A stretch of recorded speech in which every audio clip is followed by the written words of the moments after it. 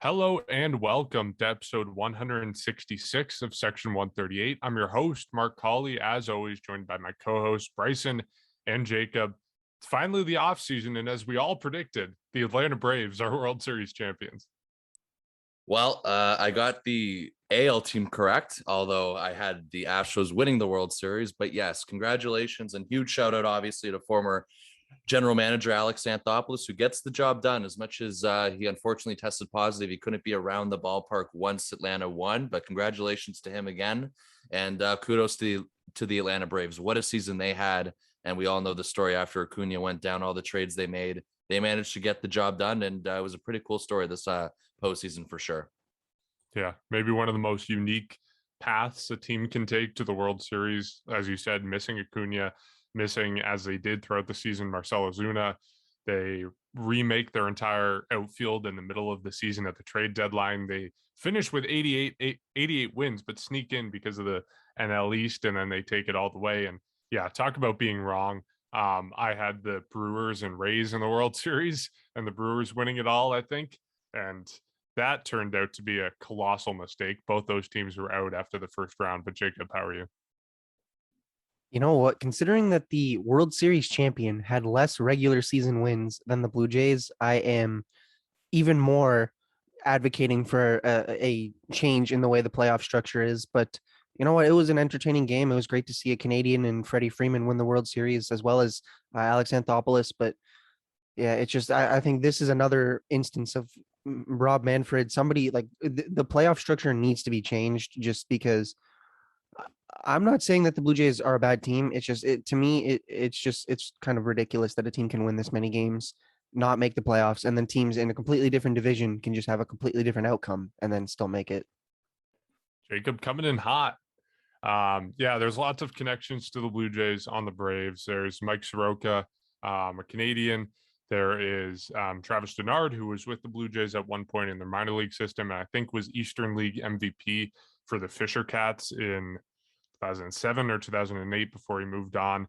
Yeah, lots of connections. And I mean, if you're cheering for anyone, you're obviously not cheering for the Astros because they're the Astros, but it's good to see the Braves win and good to see that Canadian connection. But today, with the offseason officially beginning, we are previewing the offseason and what the Blue Jays should do, what their approach should be, who they should be targeting throughout the offseason. And we're going to start it off just by talking generically about who the Blue Jays kind of need and you know, the areas that they need to fill on their team, because we all watched, 162 games in 2021. I know all of our listeners watched 162 games in 2021. And obviously, as good as the Blue Jays were, as high of a potential they had, there's obviously areas for improvement, and you got to improve if you want to be better than a 91 win team. And if you want to make the postseason next year because of how competitive the AL East is. So when we talk about who the Blue Jays need to add, I think it's pretty clear they need starting pitching, they need relief pitching, and they need a left-handed bat. That and a left-handed bat that kind of fits in with the Blue Jays needs. So not, a first baseman, not a DH, but a left-handed bat who can either have strong defense in the outfield or strong defense on the left side of the infield, where the Blue Jays kind of lack stability this year. Those are kind of the three areas where I'm looking for the Blue Jays to add this offseason. Yeah, I think starting pitching, it's obvious. To be completely honest, out of the free agents that the Blue Jays have, I would prefer if they re-sign their starting pitcher in Robbie Ray. Just to be honest, like if it's him or Simeon, I would prefer Ray. But the thing is if you don't sign Robbie Ray or excuse me, Marcus Simeon, then there is going to be a bit of instability in the infield, because obviously there's now a hole that you need to fill.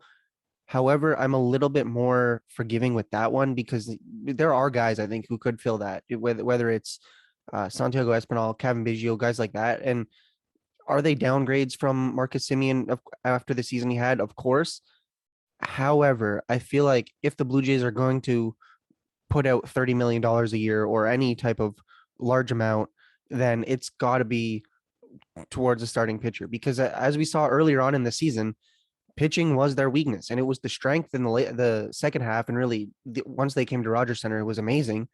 However, it killed them early on in the season. And then in terms of a left-handed bat, I'll just speak on that briefly. I feel like as much as I want Corey Dickerson to come back, it would have to either be if he comes back, Randall Grichuk leaves, or something else, somebody else is traded, because you can't have five healthy outfielders in a real season or in a full season. The only reason why it kind of worked was because of all the injuries. So maybe it's an infielder. I mean, you could easily get a third baseman or a shortstop or a second baseman, excuse me, but you can get an infielder who bats left or left-handed, but it's tough. I think the Blue Jays have the guys to re-sign to probably give them what they need to win, or to at least just to make it to the playoffs, but it's really just going to depend on where they want to spend that money. This is going to be another interesting offseason for this team. And each year we get into it, we have even more confidence that they're going to get something done and make these moves and continue to get better. So yes, there is going to be a lot to work on this offseason for what you were pretty much introducing this to, Mark.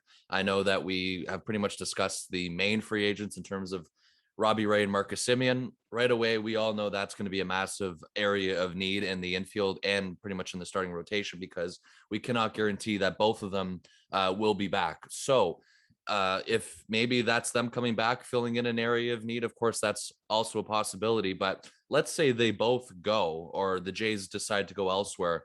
You do have a massive pretty much hole in the infield, and you need to fill that with somebody. And I know there's lots of rumors going around already. We all know that there's the Jose Ramirez rumors that kind of were circulating throughout or kind of came out right at the beginning of the offseason, that the Jays tried to trade for him originally at the July 31st trade deadline. And of course, nothing ended up happening. So perhaps the Jays circle back and go after that. That's obviously an area of need, and that could fit the bill of a left-handed at bat in some way, because he is a switch hitter. But of course, on top of that, you do want to get a left-handed hitter for sure, if it's Jose Ramirez or not, or if it's Marcus Semien coming back or not.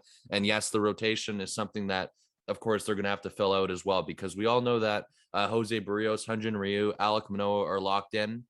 Ross Stripling's going to be somebody, of course, in the mix as well. Nate Pearson's in the mix. You need to fill somebody for sure, because Steven Matz is also somebody who's up other than Robbie Ray as well, or is alongside Robbie Ray. And regardless if the Jays offer Matz a qualifying offer or not, I don't think they will. So I'm assuming they won't.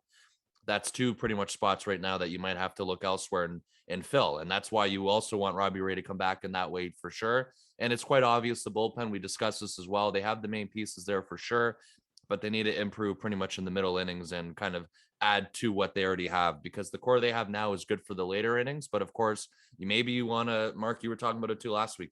Maybe you get a different closer, or you actually get a labeled closer this year or this offseason heading into 2022. And of course, you want to get guys for the middle relief innings that we've discussed already prior. So for every Blue Jays fan kind of looking at this year, I think it's quite obvious to what they need and where they currently sit. You know, the past couple of years, like I was mentioning, we really didn't know what to expect, because they were on the end of their little retool / rebuild. And we knew they were starting to slowly transition, because 2 years ago, they get Hyun-Jin Ryu for $80 million. Last offseason, they break the bank and get George Springer. We all know the details of that. But now this team has pretty much all the expectations to compete and to try and win. So in that case, of course, every Blue Jays fan knows what pretty much the basic idea is with what they need and what direction they're heading into. Expect this team to be very active in free agency, even other than Marcus Semien and obviously Robbie Ray. They're going to be looking at so many names, potential trades. Like I was mentioning, there's the Jose Ramirez thing. And of course, there's going to be many more things that come, but we get a pretty good idea, or we have a pretty good idea of where they're going to head into the direction. The players, of course, we don't know, but in terms of that, to summarize it, yes, a left-handed at bat, and either a third baseman or a second baseman, somebody in the infield for sure, maybe a starter or two. And of course, definitely a few names to the bullpen for sure. And we all know how the bullpen works. You can kind of sign, a handful of people. We all know how it's worked like that, or I should say arm barn, because that might be something that's coming soon. But either way, it's a pretty clear cut direction. And now the expectations are on this team to go forward, to maybe win the division and go on a run like we saw, or maybe a playoff run like we were kind of never got to see, and something that we were all kind of, left hanging, because we all got that team where they were so close. We all know how, the wins they finished with, but we never got to see them in a postseason game. And that's a lot of things where we kind of, it was hard to get over. I think we're all kind of over it now, but the fact that they didn't get to play one postseason game could still bother Blue Jays fans, because that's something that I think we deserve to see, especially with the talent that they had this year for sure. Can I just say, if the league renames the bullpen before they restructure the playoffs, I am not watching baseball anymore. Oh you are on this topic for sure. Well, the thing is, though, the CBA, I think it officially expires December 2nd. So yeah, the armbar would need to be implemented before December 2nd to get it's your not going to be called the armbar. It's an odd name. I thought I was over the 2021 season. I thought, we had talked about it for 4 weeks. I was done talking about it. I want to talk about the offseason. Then I think it was either yesterday or the day before, the Blue Jays put up their retrospective highlight video of the season. And that just roped me back into, reminding me of all the joys of 2021 and how magical of a season it was. Even if the Blue Jays didn't make the postseason, it was still an amazing experience. I know I've said that a million times over the last 4 weeks, but just reminded me of that. But yeah, when it comes to the bullpen, I know we're going to get into the specific names later, but I do think they need a big name. They need like kind of a brand name to go in the bullpen and solidify the back end of the bullpen. Because look, the Blue Jays approach in the past 2 years has been to get, just a handful of random guys, pickings that they get off waivers, minor league deals, and just kind of cobble it together in sort of a patchwork and see what sticks to the wall. That worked to some extent in 2020. They had a really good bullpen in 2020. We saw towards the end of that season how it didn't work out, how after more exposure and, more stress on the bullpen, it starts to fall apart. And we saw the full fruits of that in 2021. We saw how using a patchwork of guys in the bullpen over an entire season and, past 60 games will backfire. It's not going to work. People are going to start to get to your bullpen. Exhaustion and injuries are going to start to get to your bullpen. It doesn't work to just rely on that patchwork for an entire season. So I think the Blue Jays will be going out and hunting a big name. We're going to talk about the exact names later, but I do think they kind of have to change their approach from what it was last season. I know last episode I said I think the Blue Jays need to go out and get a bona fide closer who can kind of take Jordan Romano's role, and Jordan Romano can become the setup man or the fire guy that comes in whenever there's a big situation that they need him to deal with. I got some blowback for that, but I think it's true that the Blue Jays need, if not someone to usurp Jordan Romano, someone on his same level who can be that same caliber type pitcher. But if we're looking at kind of what the extent of the moves that the Blue Jays need to make this season, you're looking at them losing Marcus Semien and them losing Robbie Ray. How do they replace that production? That's like 12 WAR, basically, or 13 WAR. How do you replace it? I assume the Blue Jays are going to re-sign one of those guys. I don't know who.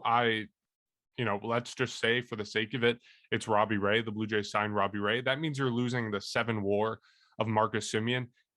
You can generally assume that you're going to get half of that back from a full season of George Springer. If George Springer is healthy for a full year, you're going to get him for 6-7 WAR. He had 2.4 WAR according to Baseball Reference in 2021. So you're picking up about half of the value of Marcus Semien or Robbie Ray, whoever they don't sign, in a full season of George Springer. So then you're talking about, okay, how do we, pick up these remaining 3 to 4 wins that we're losing from one of these guys? And then how do we add a handful of wins on top of that to make the Blue Jays even better and get them to that next stage? Those are, in my mind, you're trying to add about 7 wins for the Blue Jays this offseason, assuming they sign one of Marcus Semien and Robbie Ray to get to the point where they want to be in. Look, they want to win a World Series. Mark Shapiro said the goal of the Blue Jays next year is to win a World Series. And who knows, Mark Shapiro is going to say that. Obviously, he's the president of the Blue Jays. But, after the Atlanta Braves won the World Series this year, there was no reason why the Blue Jays shouldn't win the World Series next year. So it's definitely possible. And in my mind, the Blue Jays have to add 7 wins somewhere to get to that point. So where do they add those wins? Let's turn first. We were already talking about it, but let's talk about relief pitchers. What are some of the names in your guys' mind that you're kind of looking for the Blue Jays to add that could fit well with the Blue Jays roster, that have potential to fill that need of, either the big name, whether you think they need a big name, or those lesser, cheaper guys that the Blue Jays could add to solidify the bullpen. See, I'm not against getting those cheaper guys. Like, look at last year. It was take a bet on Kirby Yates and all these guys, and it didn't work out. Injuries and underperformances. But had that have worked out, I think easily the Blue Jays bullpen from whatever it was, April or March the 29th, whatever, it would have been a fantastic bullpen, because it was really at the second half of the season. And what did they do? They acquired middle inning guys and late inning guys that could take away from the guys that were always doing all the work. That being said, I kind of think there is a lot of value in knowing sort of your results going into the game. And maybe I think we talked about him as a trade piece, but maybe somebody like Craig Kimbrell, I know wasn't exactly the way things or it didn't pan out for him completely after the trade in the middle of the season, but he's somebody you could look at. He is a free agent. He's in his early 30s. You could consider a 2 or 3 year deal. He is a closer. And personally, I don't think that they need a closer. I think Jordan Romano is perfect for that role. You could use him as a setup man. I think he was used after the trade a little bit in that role, but he's another late inning guy that you have. And the thing is you have that core. You have Adam Simber, Tim Meza, Trevor Richards, and Jordan Romano. You just put 1 or 2 other guys that is part of your like core 6 or core 5, and your bullpen, I think, is set. And then obviously there's going to be call ups. There's going to be a whole bunch of stuff, especially with doubleheaders. Like, the bullpen to me is the most flexible area of your roster. However, if you have that core, whatever it is, 4 or 5 guys or 6 guys, then I think you are set. And really the Blue Jays have most of that. They just need to add 1 guy, and you can consider a guy like Craig Kimbrell, maybe somebody like Ryan Tepera come back for a year or 2. I'm not really sure how that would work out, but that's the thing. Like, you need, I think, 1 or 2 bona fide, solidified, whatever you want to call it. You need 1 or 2 guys that can come in and really give you what you're expecting. And the thing is I think we're looking at competing now. And the last 2 seasons, it was like, okay, well, we can take a bet on Taijuan Walker. We can take a bet on Kirby Yates. And I think those semi worked out. It definitely worked out more with some guys than others. However, when the expectation is to win a World Series, and reasonably expect to win a World Series, I think you do need to start to heavily consider getting those big name guys, because at some point you're going to have to focus on the core that you have now is going to eventually become free agents or arbitration eligible. And that's still years away. But I think right now you're at the point where it's time to compete, and it's time to get guys that are going to help you do that. Yeah, it's going to depend too. A big factor, obviously, is going to be how much they're willing to spend this year, because we all know they expect the budget to go up, but there's a lot of stuff going around. We all know the Rogers ownership thing going on right now. Who knows how much that's going to impact the team or not, but pretty much I can see this as 2 ways. Mark, I can see it your way as well, where they do go out, or even Jacob's way as well, where they do go out and get a top reliever like that. I know for Craig Kimbrell, in particular, Jacob, just to correct you a little bit, his option was picked up by the White Sox. However, they are going to be shopping him this winter. So it's going to come at a price. If you do get Kimbrell, you're going to have to trade for him. But that's just one out of many names. I know you were just using him as an example. And of course, there's lots of big names out there. And I can also see them where they go a different route, where maybe they stick with Jordan Romano as a closer and they go out and get other guys, or like guys maybe a little bit cheaper. Like I mentioned, it's going to depend on how much they're willing to spend. Maybe they go both routes, because the one thing that this team does a lot in this front office, and we've seen it, look at Marcus Semien and Robbie Ray. It's a perfect example. You take a chance on guys on 1-year deals. There's going to be a few of those I'm pretty much expecting, no matter what position it is. But in particular for the bullpen, I do expect that to happen. And again, I can see a route where they do go out and maybe add some pretty big names or whatnot, or, middle guys, because for the market for relievers, it's always kind of tricky, because there's always a bunch of guys that are available for sure, either if it's via trade or through free agency. But it's just going to depend on the dollar amount. It's going to depend on term. And there's going to be a lot of things that depend on it. Perhaps the Jays, go out and give Kirby Yates another chance. I wouldn't rule it out. I just don't know how likely that is. But again, there's just a number of people that are available. And of course, it's just going to depend on the price. And the one thing too, I wonder is, we saw last year, the focus was George Springer. is this year going to be the year they focus on the bullpen before other guys, or are they going to focus on bringing back either Robbie Ray or Simeon first? Like, it all depends on the market, the speed, and in particular, we all know how the market's kind of been slow the past couple of years. We kind of, are used to everything kind of or boiling or kind of, the floodgates being open in around January when the calendar flips to a new year. But this year in particular, it's even more difficult for us to predict, or for any fan to predict, because of the CBA. The CBA expires December 2nd.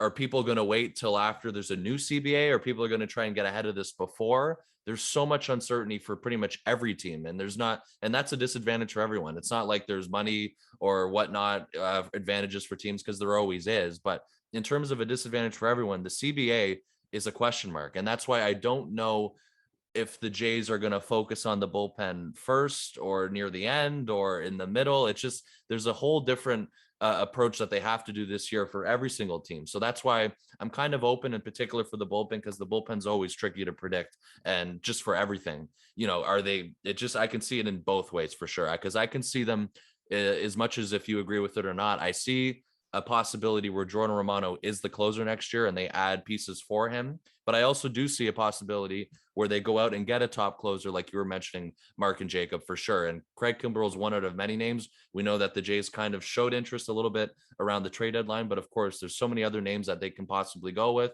maybe trade for other guys in terms of the bullpen in particular. And that's just one out of many names for this bullpen. And of course, it's going to as well ripple towards starters and position players. Yeah, I think personally, I would be surprised if any of the top 10, top 20 free agents signed before the CBA is determined, the new CBA. Like Carlos Correa, Cory Sears, Marcus Semien, Robbie Ray, none of these guys are going to be off the board by January, because they're all going to be waiting to see if there's a work stoppage, see if there's a shutout, see if, how this deal shakes out, how it affects the pockets of a lot of teams. I would be very surprised if any of these guys are off the market. That being said, I don't think the Blue Jays have to prioritize the bullpen. I don't think they have to say, we have to fix a bullpen before we can do anything else. I just don't think it works that way in the offseason. I think you're kind of multitasking and trying to fix everything at once and keeping your doors open to everything at once. But that being said, they have to do something more than they did in previous years. They can't skate by with what they've done in previous years. And just looking at names, you mentioned Craig Kimbrell, obviously on the trade market, no longer on the free agent market. He is a great pitcher. He's phenomenal. Maybe, getting ahead of ourselves, but maybe even a future Hall of Famer, as someone who's been doing what he does out of the bullpen for so long. But he's aging, and he's going to cost you, with his option being worth a lot. It kind of reminds me of Brad Hand, what he got from the Nationals last offseason. Obviously, it's not the same situation because Brad Hand was a free agent. Now Craig Kimbrell isn't, but it's still not a great sign, with what we saw from Brad Hand this year. I wouldn't be totally confident in the Blue Jays going out and trading for Kimbrell, especially because it might cost them a lot to get him. So he's not the top target in terms of other guys that I would like to see the Blue Jays get. Kenley Janssen is also going to be on the free agent market. Great season this year, but kind of the same thing as Kimbrell, 2.22 ERA. He's a big name, but his walk rate is up. He had a career high 32 walks in 2021. He has some other signs of decline. His spin rate on a lot of stuff isn't as bad as it has been in previous years, but it's still not great. So a little bit of signs of instability for Jansen. So the two guys that I will say that I think the Blue Jays should be in on and should target, Raziel Iglesias. He had some rough patches in 2021, but still at the end of the day, he put up a 2.57 ERA for the Angels. And like I said, the Blue Jays need that big name guy. And this year was proof that the hodgepodge of the patchwork won't work. And Iglesias could fit the bill of that big name guy. Another guy I'll mention is Colin Mchugh. Just phenomenal for the Rays this season. 1.55 ERA in 64 innings, 30 of those appearances out of the bullpen, 30 of his 37 appearances. He had on average longer outings. He was never used on back-to-back days, and his average outing was about 2 innings each. But he could fit that bill of maybe not the big name, but certainly someone who can offer that stability at the back end of the bullpen, can complement Jordan Romano as the setup man or the 2-inning guy. And he can add that depth in the bullpen. And he might not be that expensive. 8 million to 10 million over 2 years is kind of the estimation of what it'll take. So that's kind of, if I remember correctly, kind of like a Kirby Yates deal. It's not that pricey. It could be a big name without the big price tag for the Blue Jays. So those are the two guys I would like to see them in on and try to add. Colin Mchugh and Raziel Iglesias. Don't need to get both of those. I think the bullpen is in a better state than it was at the end of last season with the additions of Adam Simber and Trevor Richards, but I'd still like to see them add one of those guys at least to get that bullpen more stable. Yeah, and see, once you do that, like you're mentioning with Colin Mchugh, you give him. I mean, if you can throw 2 innings, you can really throw him in anywhere. I mean, I don't think that an opener is likely or realistic or good, or basically throw the opener idea in the trash for the Blue Jays. But if you can have somebody throw 2 or 3 innings, maybe not 3, but like 2 innings, 1 inning in the later half of the game, then I think you're set. And that's the thing. Like when it comes to the relievers, I said this a few minutes ago, but you need 1 or 2 guys, I think, and then your core is set. And so whether it's, you trade for Kimbrell or Tapera or any of these guys, basically you get 1 or 2 guys, and I think your bullpen is set for the next, well, at least for next season. But then, the core 4, those 4 are there for the next like 3 or 4 seasons each. So basically you get 1 guy this season, 2 guys this off season. And I mean, you're gonna have to eventually go back to the drawing board, but essentially you need 1 or 2 guys, and then your bullpen is set, and it'll be set from day 1. Are injuries inevitable? Unfortunately, yes. And we saw that in May, where I think there was like a 2-week span where somebody was on the IL every single day or going on the IL. All you need though is to just best prepare for that. And if you can get the top guys or the best guys that you can now, just to add to that core, then you're set. Yeah, we all know the arm barn is very tricky to predict, and it's just so much like, even when we went back to our roster predictions last year out of the spring, like we were all kind of off in a certain way. Like it's just so hard to predict. But like there's so many good names, like Colin Mchugh, former teammate of George Springer as well. I'm sure George Springer would welcome him with open arms. But I mean, bounce back candidates, you mentioned Iglesias, Mark, like it's going to depend on how much they want to spend, how much people they want to commit to. Are they going to give people kind of bounce back chances? Because the Jays love to do that. Like there's so much, you can see this go in so many different directions. But yeah, like, I mean, it feels like it's going to be very backloaded in terms of all the signings, because you guys or Mark, you mentioned too, like the CBA expiring, you're expecting people to sign, after the new year. And I agree with you on that. So prior to that, like, who knows what's going to happen with names coming up, interest, like we all know, as much as fans hate it, how the Jays are interested in people. Like, I mean, I feel like there's going to be a lot of that again this offseason. So there's just so many different names out here. Like, of course, they can definitely trade for people too. Like, I'm not going to rule that out. But yeah, like there is a couple big names here. Maybe the Jays do show interest, and I wouldn't be opposed to it at all. I mean, if they want to go out and pursue someone like Iglesias or Janssen, even though I don't think Janssen's as likely as Iglesias, if you want to compare the two, I mean, I'm all for that for sure. And I just wonder if, how many people they're going to add. I expect at least 2. I think maybe 2 or 3 max. Maybe 3 is a little bit too much, but yeah, like they're only a few pieces away from that. But of course, you always want to add as much depth as you can. So it's just going to, be a matter of fact of how quick they prioritize this. Are they going to multitask? Like Mark, you were saying, like it's going to be a different approach from last year. I think they have no choice but to do that. And that's why it intrigues me, because that's why the arm barn's always so, it's just so unpredictable. And that's why it's always sometimes the best way to, it's always full of chaos is what I'm trying to say. Peter's going to sponsor our podcast after this episode. Bryson's really giving them their airtime with the arm barn. The arm barn. But yeah, making this list of like prepping for this podcast and looking at the names the Blue Jays could get, it was like Christmas morning, writing down the list of things you want, because like, yeah, I'll take Raziel Iglesias, and yeah, I'll take Colin Mchugh, and we'll get to it. But yeah, I'll take J Ram, and I'll take all these guys. Of course, the Blue Jays aren't going to sign all of them. They're not going to be in on all of them, or they might be, judging by what we saw their approach be last season. But yeah, it's obviously this is best case scenario. These are the guys the Blue Jays go out and get.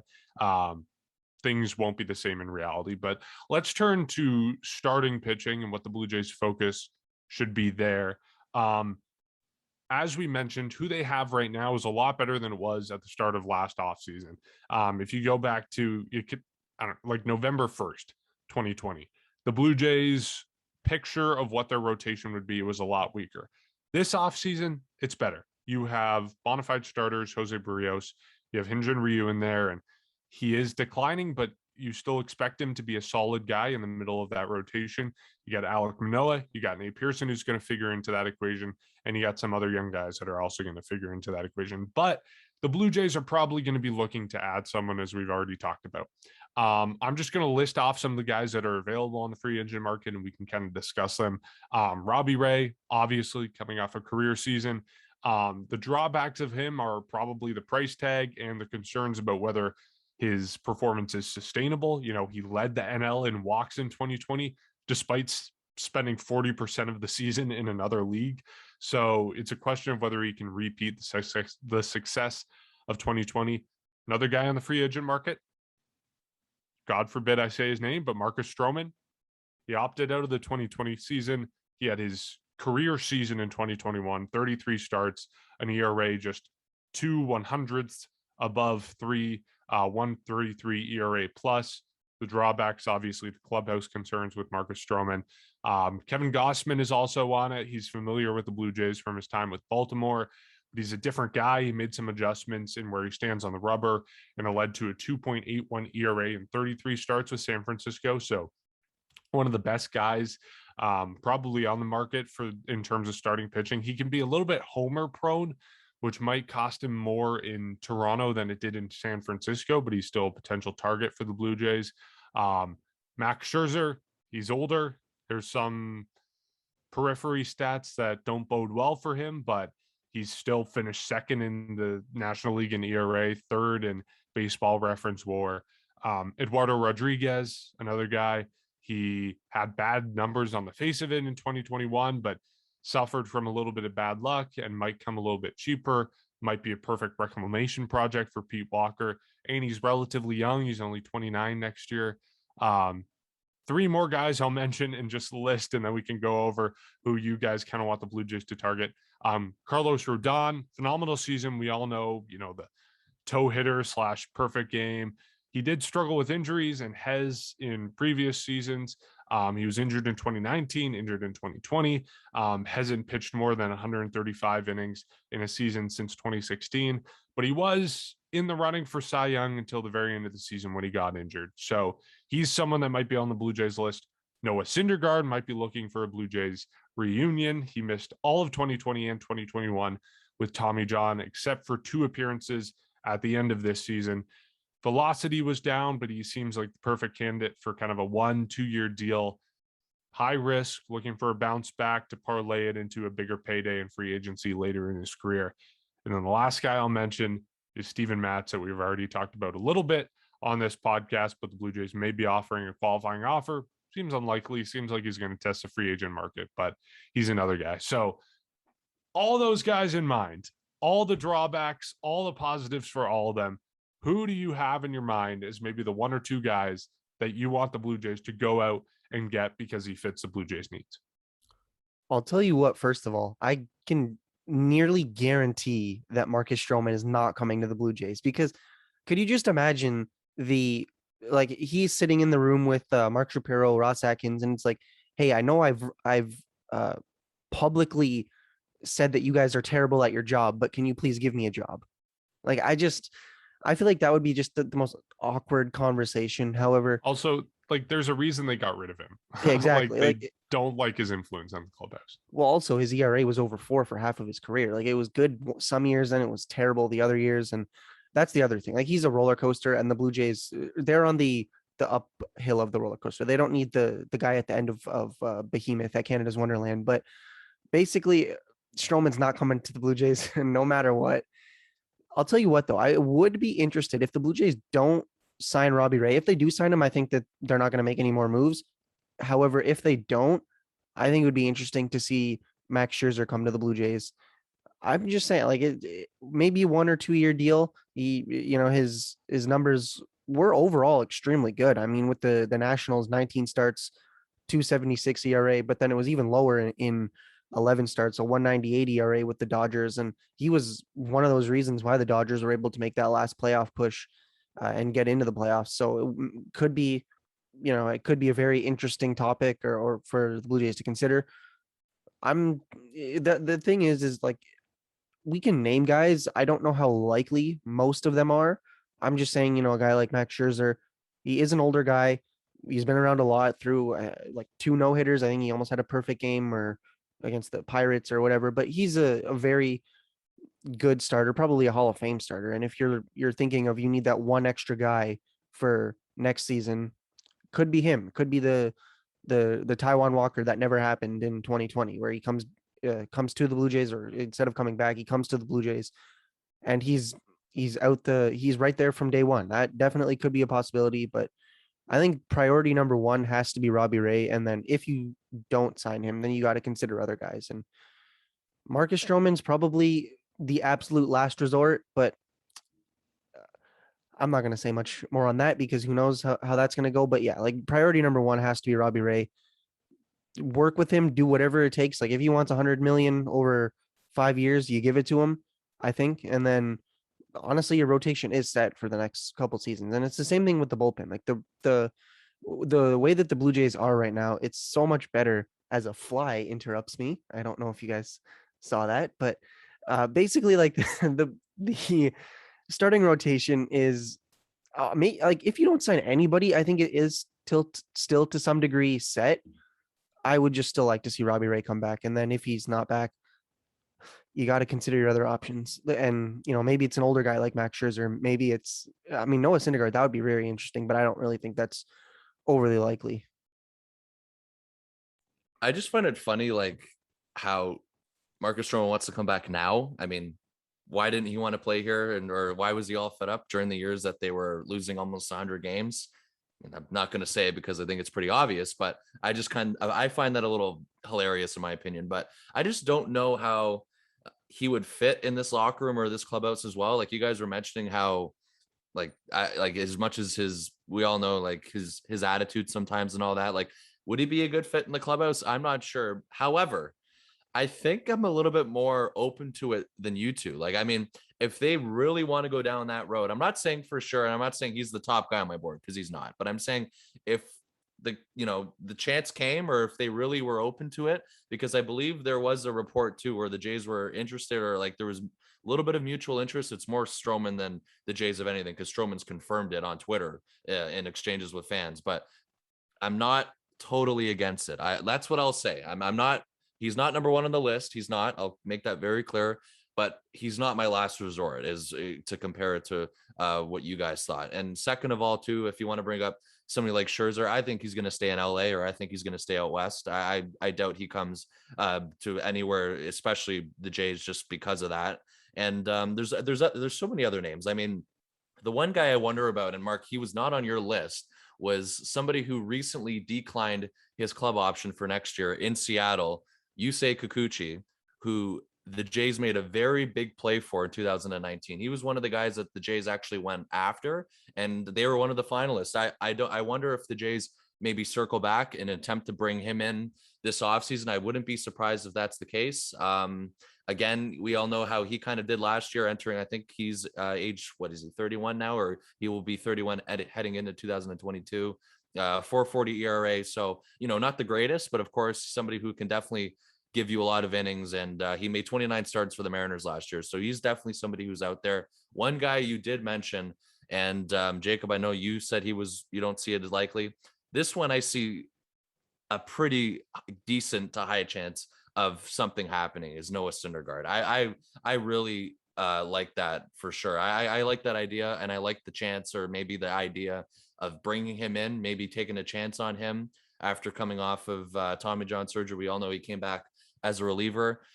I think that's a chance. I really do think there's a possibility for that the Jays kind of show interest. And of course, we know the guys that were here last year in terms of Steven Matz and Robbie Ray. I mean, Steven Matz, for someone who made $5 million last year, it seems pretty unlikely now that the Jays will offer a qualifying offer, because it feels like in a heartbeat he would take that, knowing he made $5.2 million last year. So somebody to keep an eye on as well. Robbie Ray, of course, you want to bring back Robbie Ray.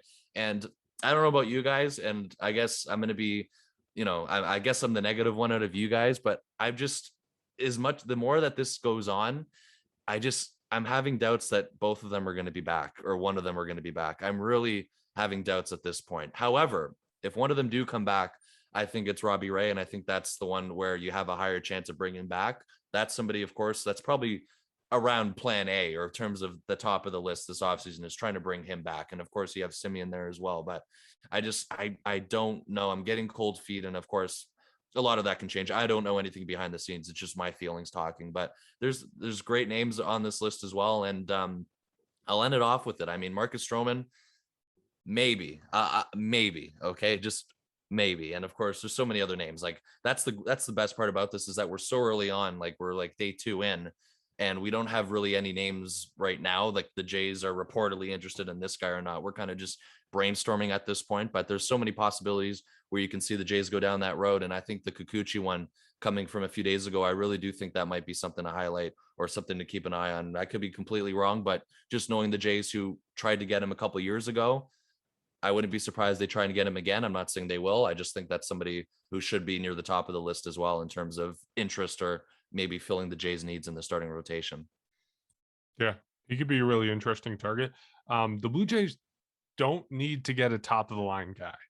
That's another thing, because, if you look at their positioning last year, we all wanted them to get that top of the line guy.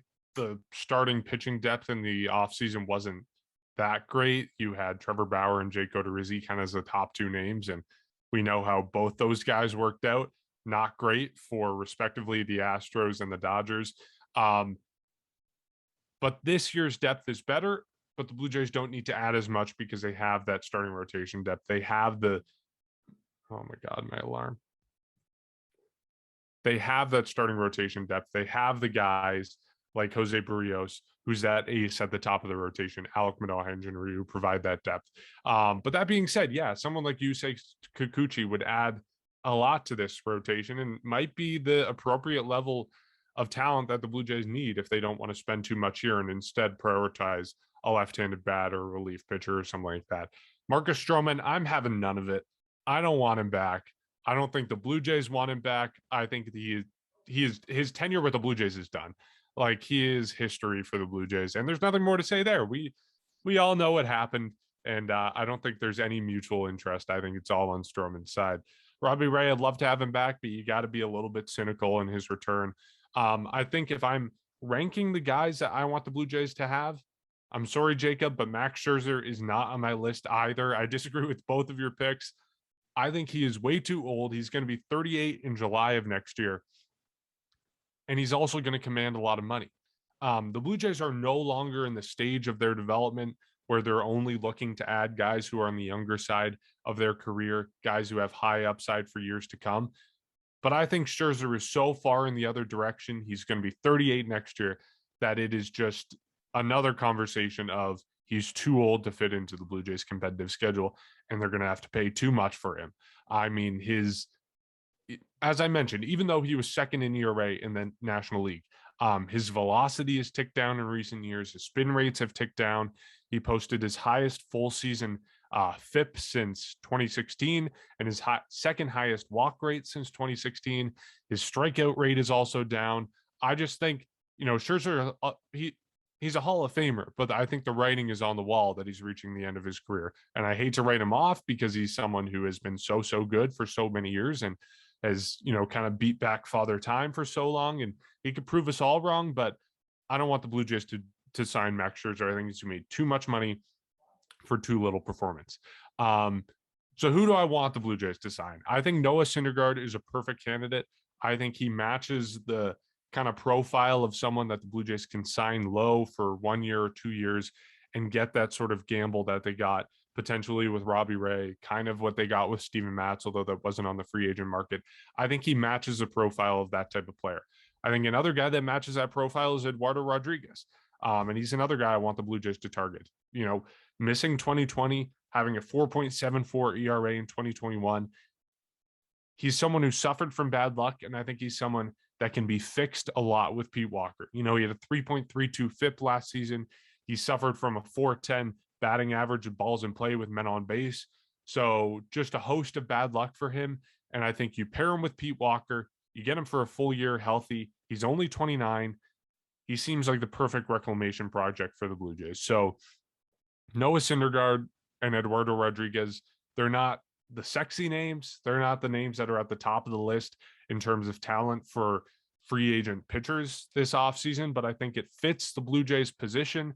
And I think they would be strong ads in terms of high potential, good bang for your buck.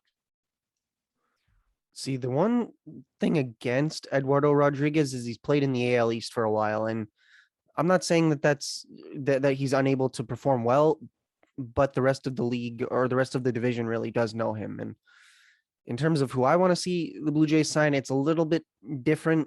I'm going to say Robbie Ray has to be number one. Like he's probably number one, like out of any aspect of the team. But if you're talking about pitching, obviously he's number one. I think Scherzer is definitely a wild card, maybe 1 year, 2 years at absolute most.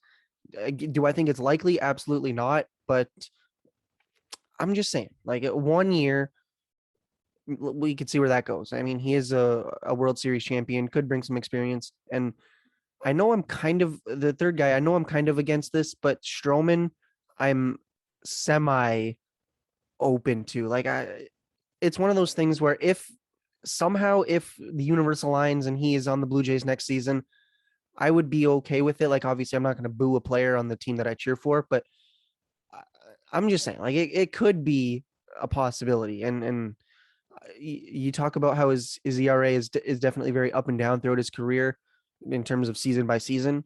He could have a good season. And you talk about guys like Alek Manoah, who to me is the guy that Marcus Stroman never really was able to become. And I know it's only been like 75% of a season for him, but he has Marcus Stroman but better vibes, if I'm being honest. And maybe you pair the two and somehow he turns the stuff around. He did have a decent year last year.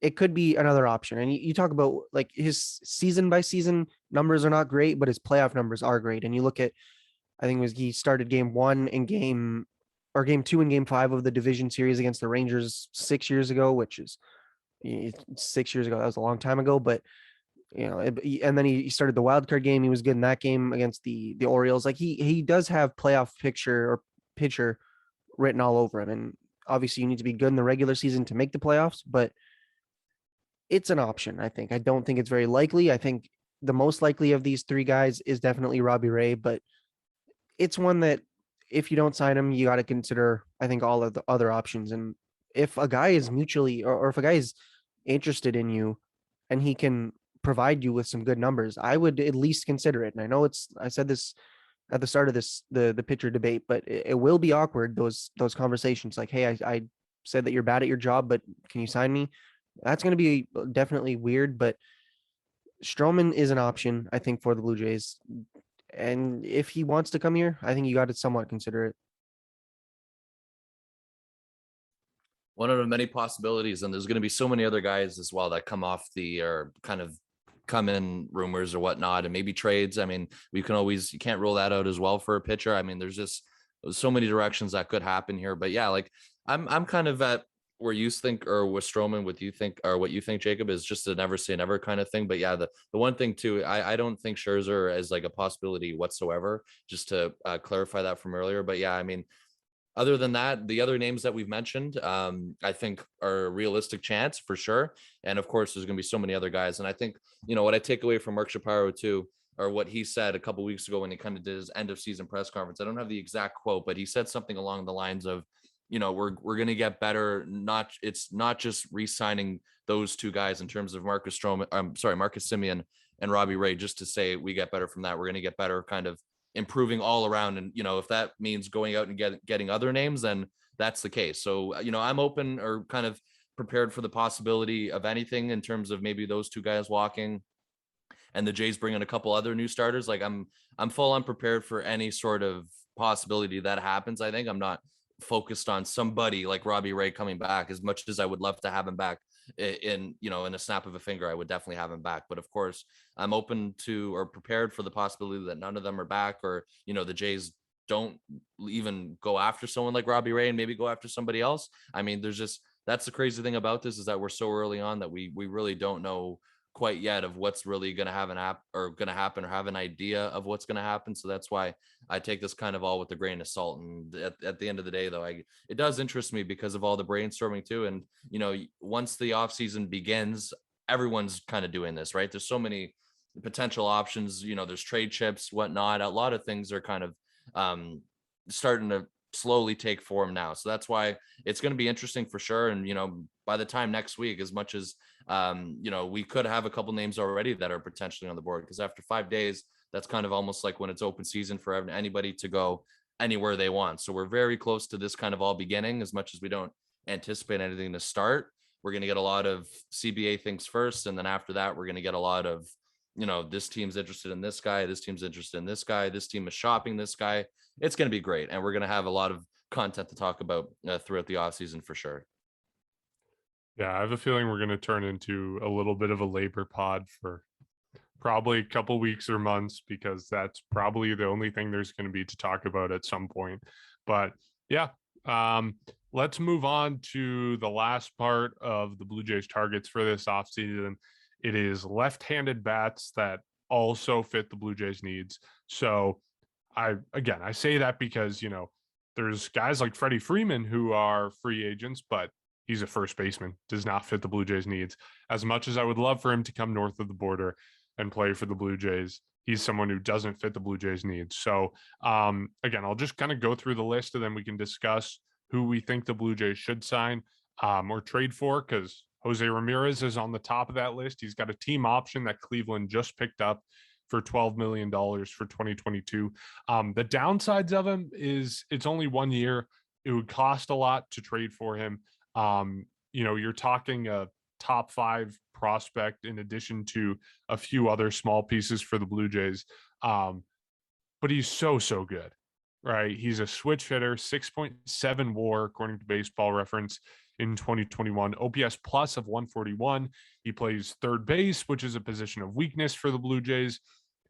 In a perfect world, you trade for him, you slide Biggio over to second base, you let Semien walk, you re-signed Robbie Ray, and it all works out perfectly. You can map out the situation perfectly for the Blue Jays trading for Jose Ramirez. There's a very strong case to be made for him.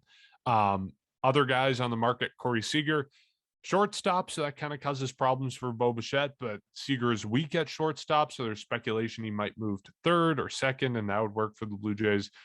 Struggled a lot with injuries over his career, but he has the upside of an MVP, one of the top free agents on the market. Pricey, but might be worth it for the Blue Jays. Kyle Schwarber, another guy, I think he just declined his mutual option with the Red Sox, so he's on the free agent market officially. Doesn't really fit into the picture of the Blue Jays, would pretty much have to be exclusively a DH. Maybe you toss him in left or right field every once in a while, but he's not strong in the outfield.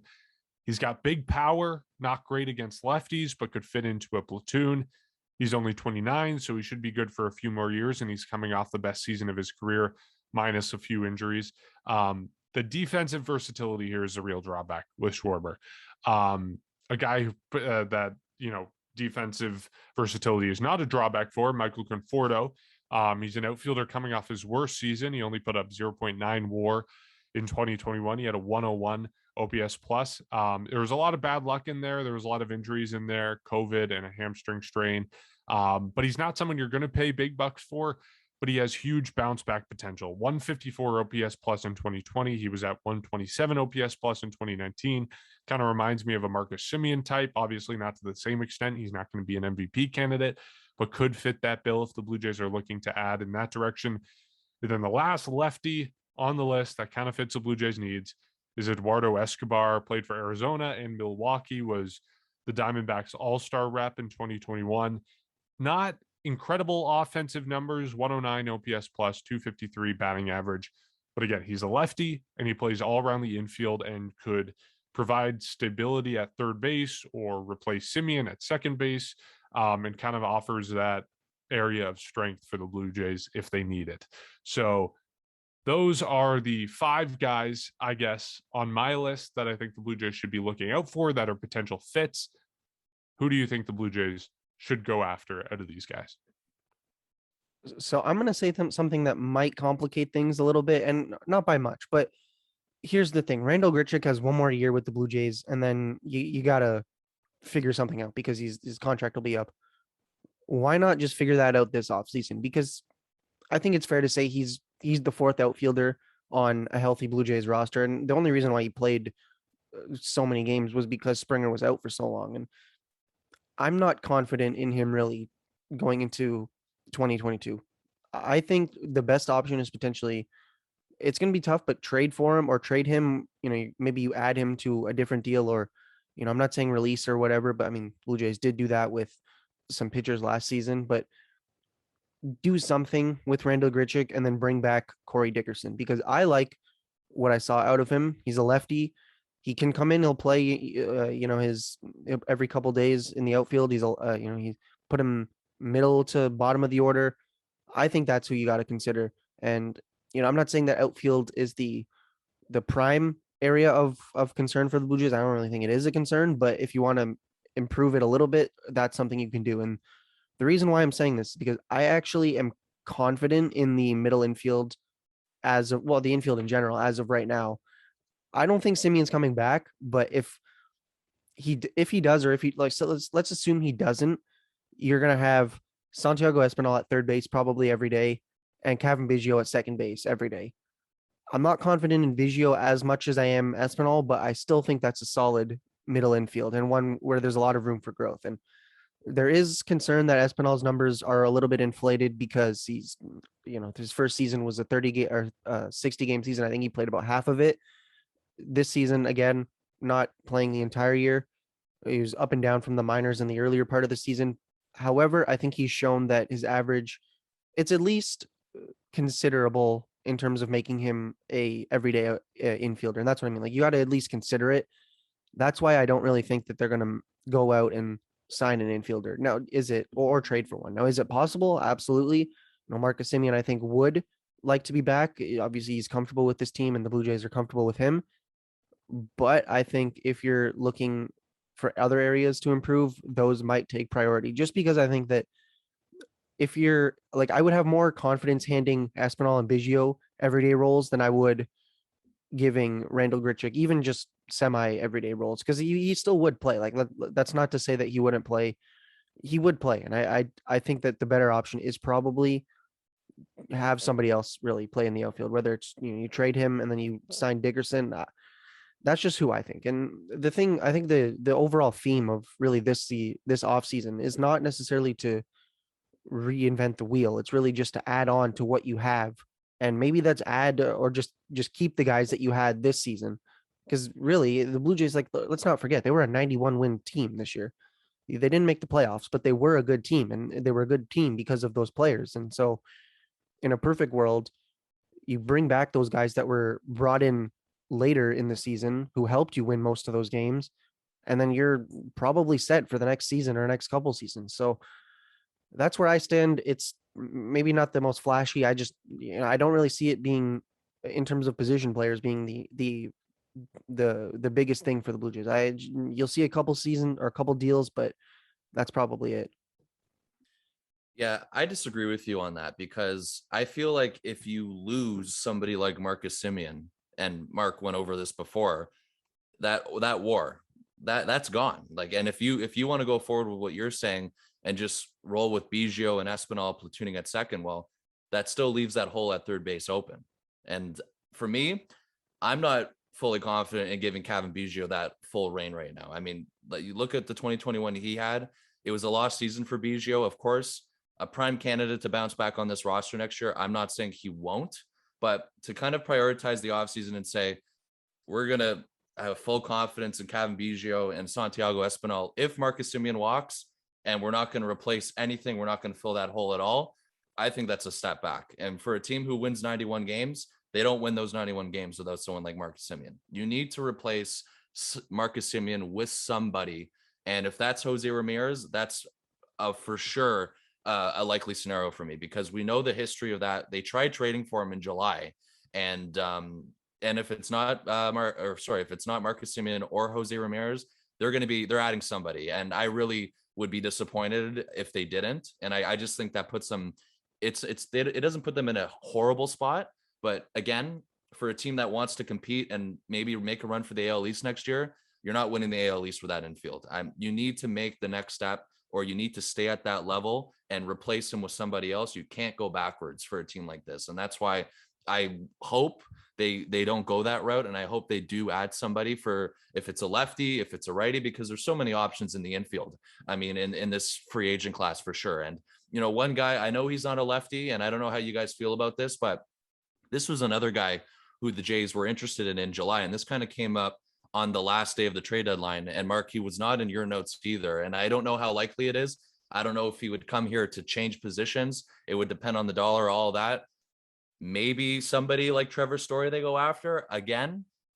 I know he's a shortstop. I know he wants to probably play shortstop. It's kind of a similar thing with Semien, but the Jays did try trading for him as well. And we do know that. So I'm not ruling that out. But of course, Cory Sears is actually somebody who was also on my list too. I mean, I just like that lefty at bat for sure. And that's why for someone like Ramirez, you get a switch hitter. That's pretty flexible with that infield. So it's going to cost a lot. The one thing I do agree with what Jacob, or what you did say, Jacob, was potentially trying to shop somebody like Randall Grichuk. I don't know how far you're going to get with that. I don't know the value on him. I don't know how much you could get for him, but I do think there's a few of these guys on this roster now that are potential trade chips. I think, you know, as much as we've known this from prior years, Lourdes Gurriel has always kind of circulated a little bit in the offseason in terms of maybe the Jays shop this guy for that guy. We know that he was, if the Jays made that Francisco Lindor trade last year, he probably would have been one of the guys going the other way. I don't know how accurate that is now. I maybe see it a higher chance that they don't shop Gurriel, but of course, never say never. Another guy that I have highlighted that could be moved, and we've talked about this before in terms of the catching, is somebody like Alejandro Kirk, because of the depth they have and the catching, all the prospects they have lined up. We all know Gabriel Moreno's on the way. Maybe in some point within the next couple of years. I don't see him as a lock to come back next year. However, again, I don't know how certain that is, and I can see him coming back for sure. But I just think Semien back or not, that position's got to be filled somehow. And I really hope they do it that way, because if they don't, we're going to have the exact same problem as we did last year. And we're going to say the middle infield looks good. You got Kevin Biggio, you got Santiago Espinal, but that third base, it's still empty. And then in most days, I mean, if you go that route, Jacob, you're going to have both of those guys playing second and third. And I think a really good strength for them next year in terms of their lineup is if maybe Biggio and Espinal can platoon at second base with each other. I think that makes it even more powerful if you want to talk about the middle infield and maybe adding a third base instead of bringing back someone like Semien. But of course, there's always the chance that Semien could come back as a second baseman. And you can roll with the same way. You can platoon Espinal and Biggio at third base, but I'm kind of just kind of theorizing Biggio and Espinal platooning at second base, because we know that Biggio didn't have the greatest year at third base. He didn't look as comfortable, but a lot of that could have been with his neck injury that he was pretty much dealing with all year. But either way, if you want to continue to stay where you are and make that next step forward, you have to fill that. You have to fill that position for me. Yeah, I'm not like I fully expect Biggio to bounce back, and I think he'll have a good season, but I'm not ready to hand the keys to him, the keys to the city. I think it's not his position to lose. Second base or third base is not his position to lose. He has to win that position, and he has to prove it just based on his performance last year. No matter what we've seen from him, no matter his history and our expectations, he has to win that position back. And I'm not betting on him to be that great. I think he will be good. I just don't bet on him to be that great. And, if we're looking, in my mind, the Blue Jays have to add a left-handed bat. Like, their offense is okay without it. I mean, their offense is great. It's one of the best offenses in the league. But if you're looking to take that next step, if you're looking at the weaknesses the Blue Jays had this past season, hitting in the later innings, hitting in clutch situations, in my mind, that's because they don't have a balance in the lineup. It's because you get to the 7th, 8th inning and other teams can roll out their bullpen exactly based on left-handed or right-handed pitchers the way they want to. And the Blue Jays don't have an approach because all their batters are right-handed. They don't have a defense that they can bring against that managerial decisions by other teams. So in my mind, the Blue Jays have to add a left-handed bat somehow. Yeah, Corey Dickerson is good. He's not great. Like, he had a OPS plus around league average, 99 OPS plus in 2021. It was a lot better with the Blue Jays. It was up to 110 with the Blue Jays. but to me, he's not great. And he also doesn't fix the Blue Jays' needs. The Blue Jays don't need an outfielder. To me, the infield is a position of, weakness for the Blue Jays, and they need to add there. So who the name is on the infield, I don't know. I think Cory Sears is an entertaining option. Jose Ramirez is obviously at the top of that bucket list, but I think they need someone in the mix there. So if I had to bet on who the most likely guy is they're going to get, whether, assuming they miss out on Marcus Semien, because obviously if they re-sign Marcus Semien, then they're in the market for an outfielder who comes cheaper, who's a left-hander. Then they're in the market for a backup infielder who's a lefty who can come off the bench. But in the case that they don't re-sign Marcus Semien, I think they're strongly in the market for Jose Ramirez. And I also think they're in the market for Eduardo Escobar. He's not the sexy name. He's not the name that's going to get the headlines, but he was great this past season. Even if he did have an OPS plus of 109, he plays all around the infield. He's really strong defensively, and he's got above average offense. So I think that's one guy I want the Blue Jays to be in on. If you lose a little bit of offensive production in Marcus Semien, I think that's okay if you're gaining offensive versatility in a left-hander and defensive strength in a guy who's on the infield. So that's who I'd like to see the Blue Jays get and approach the offseason in terms of the left-handed bat, in terms of the infield. I don't know if you guys have any concluding thoughts before we wrap it up. No, I think we've kind of covered it all, but basically like this offseason is definitely going to be less nerve-wracking, I guess is the best way to put it, than last offseason, because we really had no idea how this team was going to look. And, we were talking about, is it Panic or is it Espinal that's going to be the backup guy or whatever. But at least this season or going into next season, the foundation is there. You just need to add a couple names, bring a few guys back, and who knows, maybe, I'm not going to make any championship predictions for next season, but you're almost at that point. Like you're almost there. You just need a few more pieces. I really, you will be, I think you already did though. Didn't you already make one for next year? I thought you did. No, I have, to be fair. It's not going to be in this episode though. Honestly though, again, I told you a couple of weeks ago or at the end of the year, if you roll with the Jays and Padres again, that's a pretty solid prediction. So it's more likely next year than it was this year. So I do think you should stick with that. Padres got Bob Melvin now. They did. I think they're gonna have Clevenger back next year. So you might be onto something next year, Jacob. But yeah, I mean, I can't wait for all the rumors to come out of the Jays being interested in this guy. It's always kind of fun. But yeah, I agree with what you said earlier, Mark. I think until the CBA is signed, I think we're going to turn into a labor podcast again. And we all know how that went in 2020. It wasn't exactly the funnest stretch, but I mean, you're going to have no choice. Yeah, it's inevitable. It's bound to happen, and we'll have to roll with the punches. We'll see how it goes, but we'll find some way to keep it interesting and keep it entertaining. Until then, we're looking forward to the offseason. We're looking forward to those daily rumors of the Blue Jays are in on this guy. The Blue Jays are pursuing this guy. The Blue Jays are making this guy a priority. We're looking forward to it. It's going to be entertaining, as it always is. Until then, you can support our podcast by going to patreon.com/section138pod. You can get access to bloopers. You can get to choose the intro and outro music for the podcast. There's a lot of fun perks there. You can also follow us on social media at section138pod. Stay up to date with all of the episodes as we release them. You can give us a rating and review on Apple Podcasts. Just helps spread the word about what we're doing. It's a good way to get the podcast up there and in front of more eyes. So go ahead and do that. And then also, if you watch this episode on YouTube, you can listen to it wherever you find podcasts. If you listen to it, you can watch this episode on YouTube. All right. We'll catch you next week.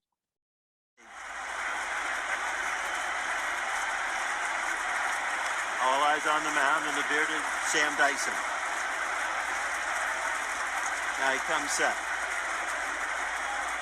Kicks the 1-1 pitch. Fly ball deep left field. Yes, sir. There she goes.